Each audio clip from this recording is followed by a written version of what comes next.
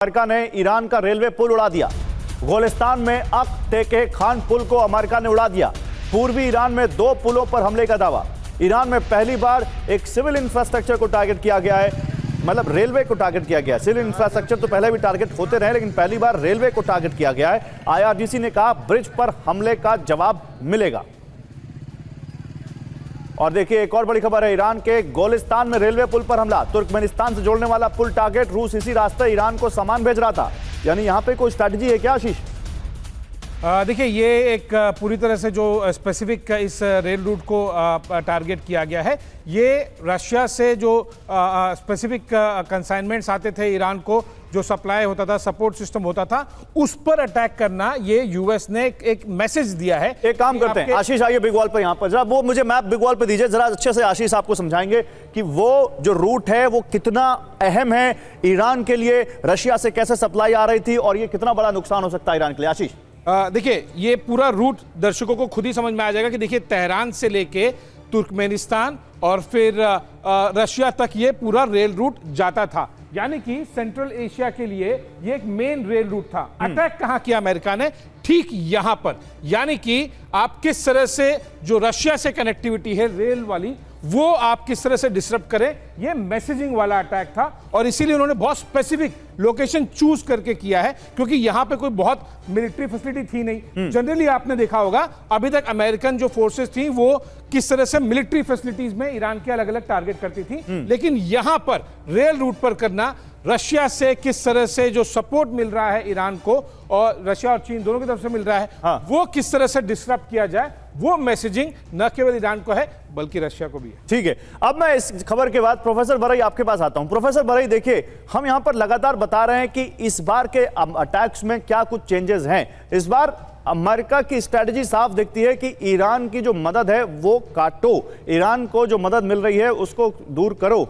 Professor बरई, आप क्योंकि अमेरिका में बैठे हैं, वहां पे आपको ग्राउंड से क्या सेंस मिल रहा है? क्या इस बार अभी क्योंकि अटैक्स दोनों तरफ से हो रहे हैं, लेकिन वो फुल फ्लेजेड या उस तरह से नहीं हो रहे जो हमने पहली लहर में देखे थे, क्या इस बार ऐसा ही होगा या आपको कुछ प्लान वहां से दिखता है? नहीं, मुझे ऐसा लगता है कि ये अटैक होंगे, जवाबी हमले होंगे। ईरान को मैसेज देने के लिए कि तुम वापस आ जाओ। भले ट्रम्प ऐसा बोलते हैं कि as far as I am concerned the treaty is over, लेकिन जो मध्यस्थी लोग हैं, पाकिस्तान है, टर्की है, सऊदी अरेबिया है, वो भी प्रयत्न कर रहे हैं कि कूल डाउन हो जाए और फिर जो एमओयू किया है उसका पालन किया जाए। लेकिन ये तो चलता ही रहेगा। और रिजवी साहब ने बोला कि मैं बताऊं, अंग्रेजी में जो लिखा है एमओयू में, Iran will make the best arrangements for safe passage. उसमें नहीं लिखा था कि ईरान उसके पर हमला करेंगे। आप पढ़िए फिर से, safe passage of ships through the straight of Hormuz free of cost. This is तो ये तो चलता रहेगा, अटैक होगा, ईरान भी करेगा। सर दिस इज कॉल्ड शब्दों का मायाजाल। आपका इंटरप्रिटेशन कुछ और है, उनका इंटरप्रिटेशन कुछ और है। और मुझे लगता है कि यहां पर हमें एक जज की जरूरत होगी। एम्बेसडर वोरा, क्या आप वो बनना चाहेंगे? क्या किसका इंटरप्रिटेशन सही है? आपने मुझे धर्म संकट में डाल दिया है। जो मैंने पढ़ा है क्लॉज 4 वो कहता है, क्लॉज 1 तो है कि लेबनान का ये करेंगे वो करेंगे एटसेट्रा। क्लॉज 4 साहब कहता है कि दोनों देश सहमत हैं कि एकदम से खोल देंगे स्ट्रेट ऑफ हॉर्मुज को, और वहां पे किसी प्रकार की फ्रीडम ऑफ नेविगेशन में बाधा नहीं होगी, कोई टोल नहीं होगा, कोई टैक्स नहीं होगा, आते जाओ। उसके अलावा मुझे नहीं पता कहां लिखा है कि ईरान कंट्रोल करेगा। आई डोंट नो, हो सकता है कोई सीक्रेट क्लॉज हो जिसके बारे में मुझे नहीं मालूम है। लेकिन जो मेरे वकील दोस्त हैं यहाँ, जब हम इसके बारे में डिस्कशन कर रहे थे, कहते तो बड़ा क्लियर कमिटमेंट। मेरा अपना मानना है सर, ये मेरे सेकेंड बोला था, वो कहते कि लेबनान में शांति होनी चाहिए। वेरी गुड, अमेरिका थोड़ा ना ठोक रहा है लेबनान को, उस लॉ को, तो इसराइल ठोक रहा है। इसराइल ने कहां साइन किया? इसराइल का नाम कहां है एमओयू में? और फिर आप लोगों को इतनी मोहब्बत क्यों है लेबनान के साथ?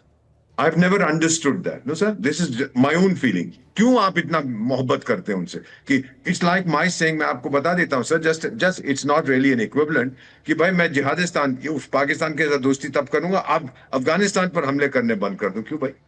Why these conditionalities? ये मुझे कुछ समझ नहीं आ रहा है। मे बी मेरी नॉलेज आफ्टर 53 years इन डिप्लोमेसी बहुत कम है, but my own feeling is कि ये जो क्लॉज वगैरह रखे गए हैं सर, भरोसा बिल्कुल नहीं है। और अंडर एनी सर्कमस्टेंसेस ना इजराइल ना अमेरिका ईरान को न्यूक्लियर बॉम्ब बनाने देगा। बुशहर में तो न्यूक्लियर एनर्जी है, नतान्ज और फोर्दो में न्यूक्लियर एनरिचमेंट है। और अगर आपने छोड़ दिया एनपीटी को सर, उसके कॉन्सिक्वेंसेस के बारे में तो मैं सोचना भी नहीं चाहता।